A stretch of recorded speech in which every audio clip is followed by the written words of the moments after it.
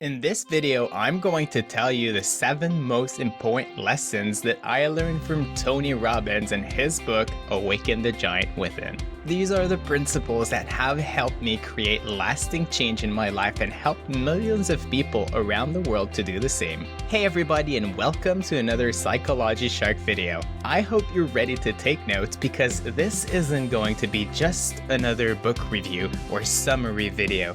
Don't get me wrong, Awaken the Giant Within is an amazing book and Tony Robbins is a legend. But I understand if you want to skip through the process of reading 512 pages and cut to the point. I made this video for you, so use it as your roadmap to rewiring your brain so that you can attain the level of success that you're after. Let's jump into the first lesson, and it's a big one that I've learned by attending Tony's events.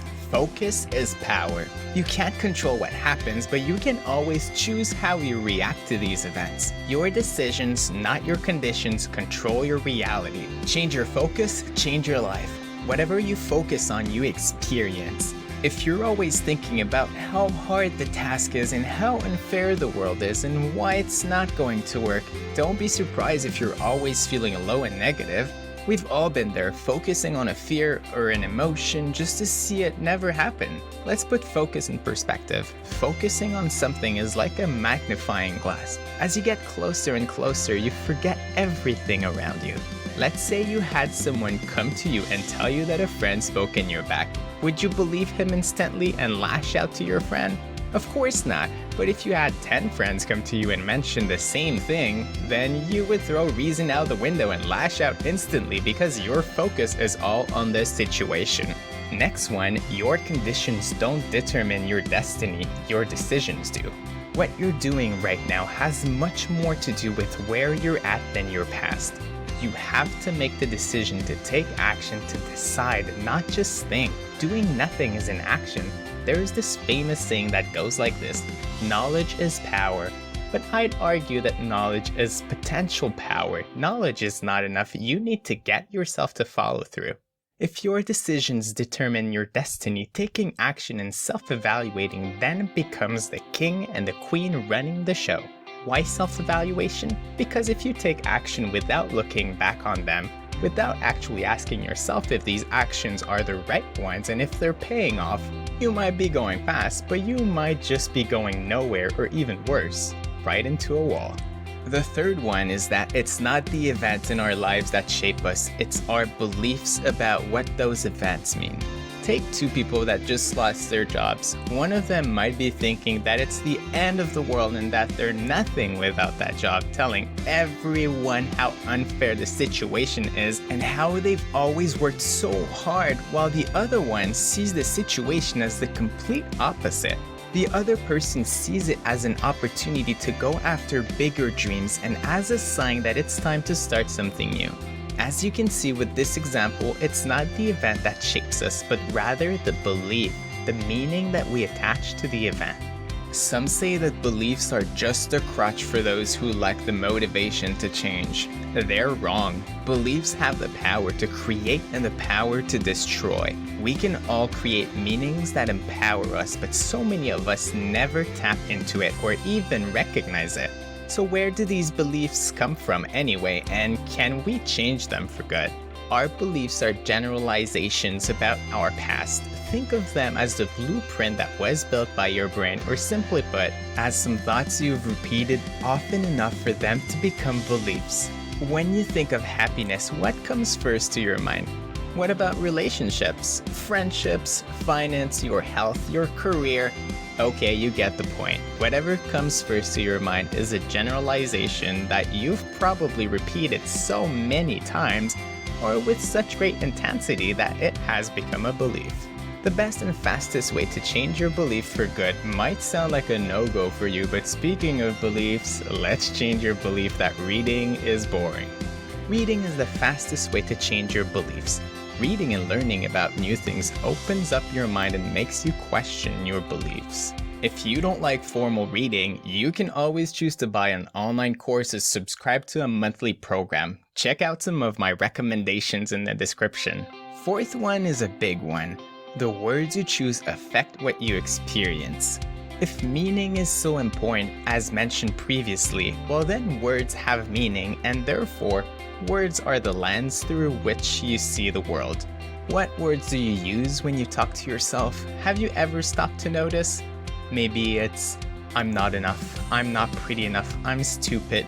Would you say these words to your friend's face? Then why say them to yourself? It might not always be as black and white as these examples, but we all have language patterns that we repeat unless we're highly self-aware and actually working on breaking our patterns. Whenever someone asks you, how are you? You have an opportunity to change how you feel. Are you feeling good, or are you feeling phenomenal or productive or energized? I spoke of taking actions and beliefs so far, but it's not just that, it's all of them. They act in synergy. You can create the life of your dreams by learning to think and speak positively. Your words are a reflection of your beliefs. If you want to live differently, you need to start speaking and thinking differently. So many of us aim to get better, want to achieve more, and companies are doing the same. Always trying to get better by creating a newer and better version. Yet, we tend to forget that just like companies want to improve whatever they can improve, we need to do the same. Tony Robbins calls it CANI, constant and never-ending improvement.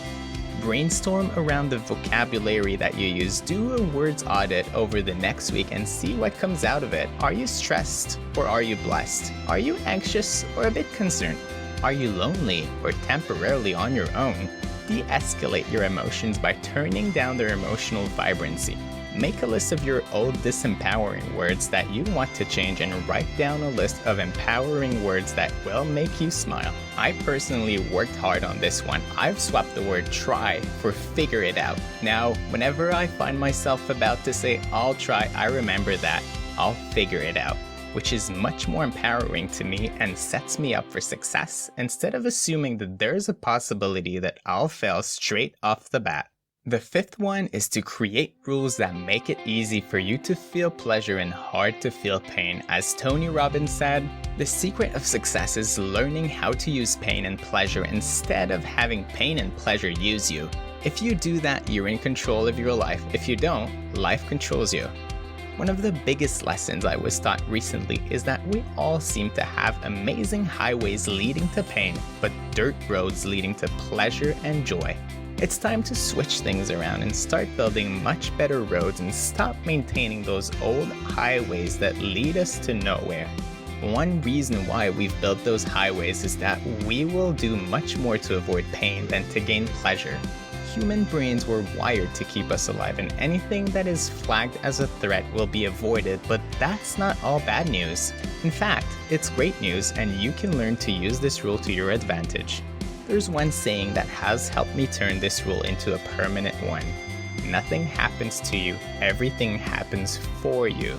You can choose and rewrite the definition, the meaning that you attach to your experiences, as we've discussed previously with the power of your emotions. When we link up a high level of pain to a certain behavior, such as taking drugs or consuming large amounts of alcohol, we take this option out and we no longer consider it in the future. By linking a high level of pain, I'm not saying to go through this experience, not at all, but you can create a good amount of fear without actually taking those substances. You never had to get kidnapped to believe your parents when they told you that you shouldn't accept candies from a stranger. Alright, I hope you've been taking plenty of notes so far and that you'll implement these lessons shortly after these two last lessons. If not, let's recap quickly. Control your focus. What are you focusing on? Control the meaning. What does it mean? Control your actions. What are you going to do?